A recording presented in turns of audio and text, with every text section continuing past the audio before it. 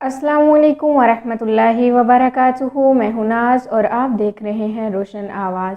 जी नाज़रीन, उम्मीद है आप सब खैरियत से होंगे। नाज़रीन, आज हम बात करेंगे इस महीने के बारे में जो कि गुज़र रहा है, जिसे सफ़र का महीना कहते हैं, माह सफ़र। इसके बारे में बहुत सारी बातें हम लोगों को सुनने के लिए मिलती हैं, जो कि अपने बड़े बुज़ुर्गों से, और इसके बारे में बहुत सारी ऐसी चीज़ें हैं जो हम लोग जब सुनते हैं तो उस पे अमल भी करते हैं। तो आइए देखते हैं कि इस महीने की असल हकीकत क्या है। इस महीने की हकीकत ये है कि ये अरबों के मुताबिक जब अरब दिल के लोग थे तो उन्होंने इस महीने को मनहूस क्यों करार दिया, वो इस महीने को नहूसत क्यों कहते थे। आइए जानते हैं इसके बारे में कि अरब ममालिक में जब 3 माह जैसे कि ज़ुल्क़द, ज़ुल्हज और मुहर्रम, ये 3 महीने हुर्मत वाले होते, तो इसके बाद जैसे ही सफ़र का आगाज़ हो जाता तो वो लोग जो कि मार कुटाई से, कत्ल से, चोरी से अपने आप को रोके हुए थे, जैसे ही माह सफ़र का आगाज़ होता और वो लोग अपने घरों से निकल जाते चोरी के लिए, अब कत्ल गारत के लिए, और अपने घरों को खाली कर देते।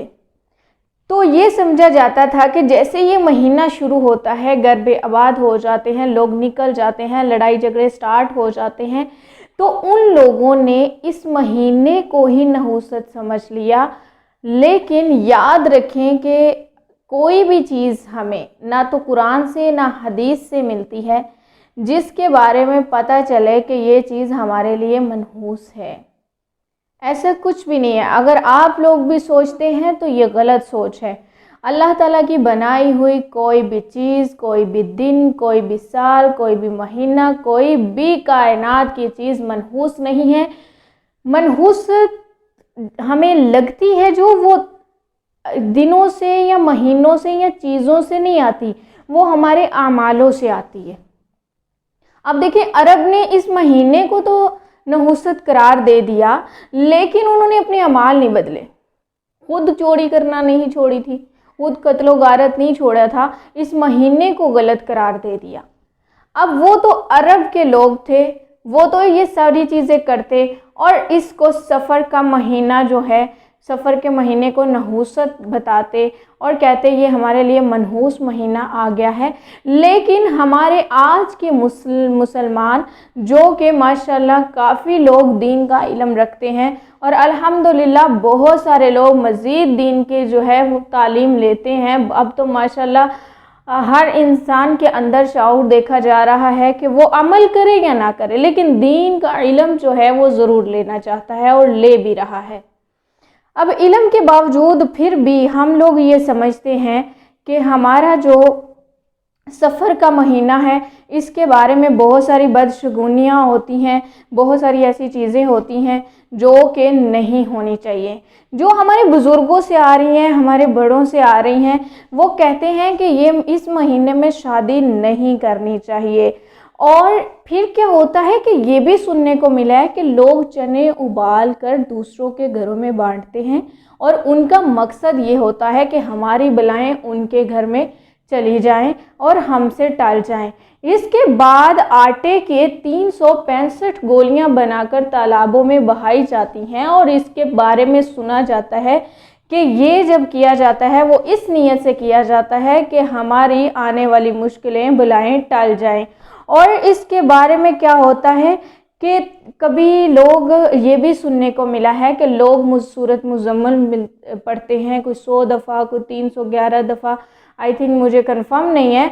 तो वो इसलिए पढ़ते हैं कि इस महीने को मर्दों पे भारी समझा जाता है और ये महीना नहूसत समझा जाता है, तो इसकी सारी नहूसतों से खुद को महफूज रखने के लिए बहुत कुछ किया जाता है और सिर्फ किया नहीं जाता, उनके हल भी निकाल लिए गए हैं।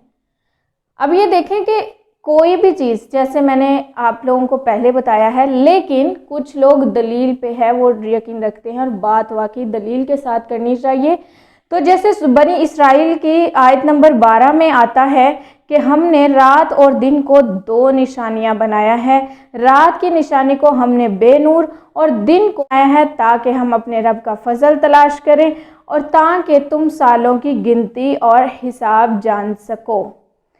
یعنی کہ دن کا نکلنا، سورج کا طلوع ہونا، رات کا چھانا سب اللہ کی نشانیوں میں سے ہے، کیونکہ یہ دنوں سے مل کے ہفتے بنتے ہیں، ہفتوں سے مل کے مہینے بنتے ہیں، مہینوں سے سال بنتے ہیں اور یہی سال زمانہ بن جاتے ہیں۔ تو اس میں کسی بھی چیز بھی، کسی بھی دن کو ہم نحوست نہیں سمجھ سکتے۔ یقین رکھیں کہ جو لوگ ان چیزوں پہ یقین رکھتے ہیں ان لوگوں کے ساتھ ویسا ہو بھی جاتا ہے۔ بہرحال آپ کو یہ علم ہونا چاہیے کہ کوئی بھی مہینہ اللہ تعالیٰ نے ہمارے لیے نحوست والا نہیں بنایا۔ ہم لوگوں نے اعمال درست کرنے ہیں۔